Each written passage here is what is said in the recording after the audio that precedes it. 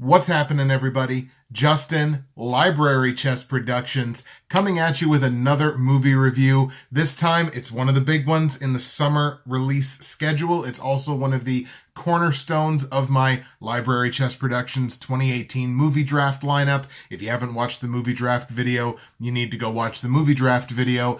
It's Solo, a Star Wars story. It's also a Star Wars movie directed by Ron Howard. That's an interesting one.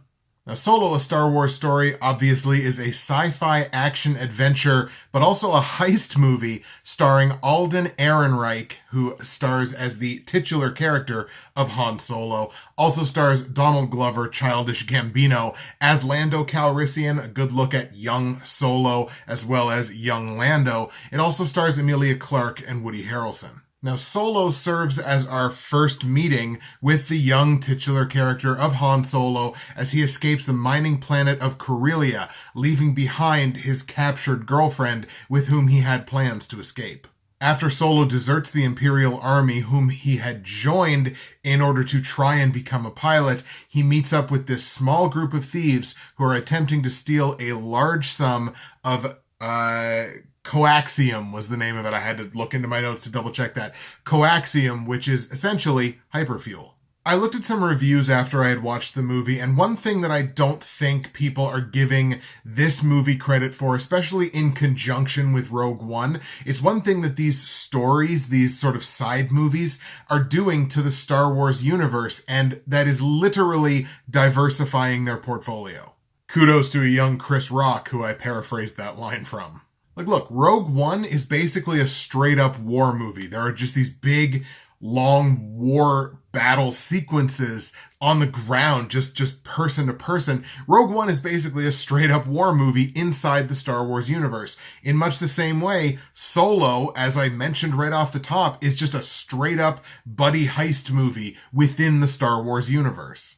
And as a fan, I am totally 100% okay with that. Like, that's these movies, these stories, these Rogue One, a Star Wars story, and Solo, a Star Wars story, these stories as movies are allowed to be different, and they're allowed to kind of stretch the borders of what Star Wars movies are. By the way, before I go any further, yes, I do realize the irony of wearing a Star Trek t-shirt while I'm reviewing a Star Wars movie. Mad fanboys on the internet, come at me. The performances in this movie I thought were mostly fine. Ehrenreich is more than capable of playing this character of Han Solo, especially young Han Solo, who has gone through some stuff, but really hasn't gone through all of the stuff that he's going to go through by the time he's old Han Solo, by the time, Force Awakens comes around.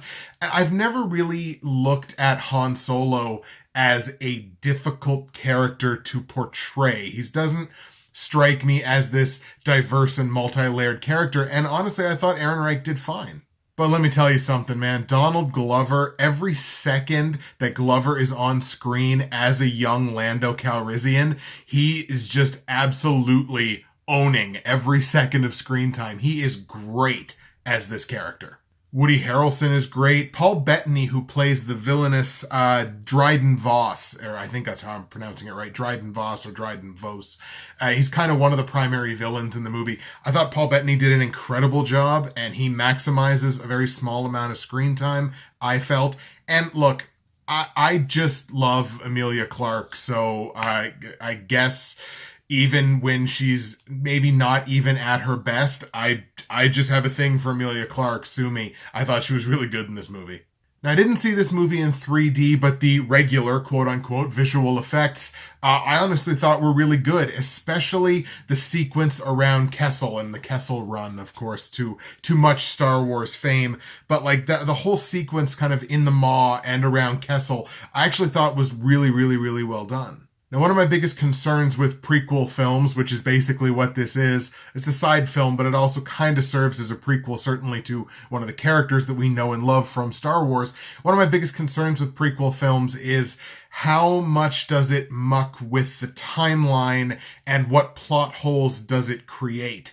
And I had originally had a pretty deep fear that it was going to make one gigantic plot hole, which is at the end of the movie, which I'm not going to spoil because it is a spoiler and the statute of limitations has not run out on spoilers for this movie that literally just released on Friday. So I wasn't struck with any glaring or obvious plot holes, but I also wasn't struck with the impression that, wow, this is a really great movie. Some of the character design, specifically the character design around the character Rio, I thought was kind of derivative. It's stuff that character designs and elements that we've seen 1,000,001 times in Star Wars movies. So even though this is a prequel and maybe I shouldn't hold that against it, some of the character design I thought was kind of derivative and some was just plain old silly. And I'm looking straight at you. What was the name? Lady Proxima.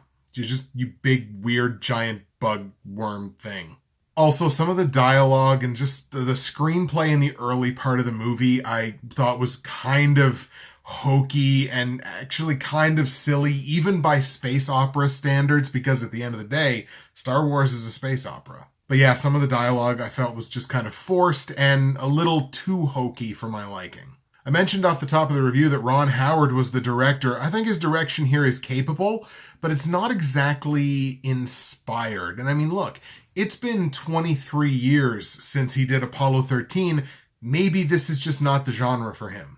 I think you can very much tell by the tone of the latter part of this review that I'm not exactly in love with this movie. But Solo, a Star Wars story, I give it the business. Guys and gals, as far as I'm concerned, Solo is an entertaining time at the late spring, early summer box office. It's an entertaining movie to go to a movie theater, see it on a big screen, maybe see it in 3D. Again, I didn't. I only watched it in 2D, but it was really enjoyable just from a visual perspective in 2D. So, I mean, in 3D, hopefully it would look even better. But look, it's just an entertaining time at the movies that, again, kind of stretches the borders of what Star Wars movies are capable of being. But in saying that, it's not a movie that really breaks the mold in any way or it really takes that extra step forward into greatness. But as a Star Wars fan and a Star Trek fan, but as a Star Wars fan, I'm perfectly comfortable with that because you know what? It wasn't Star Wars 9.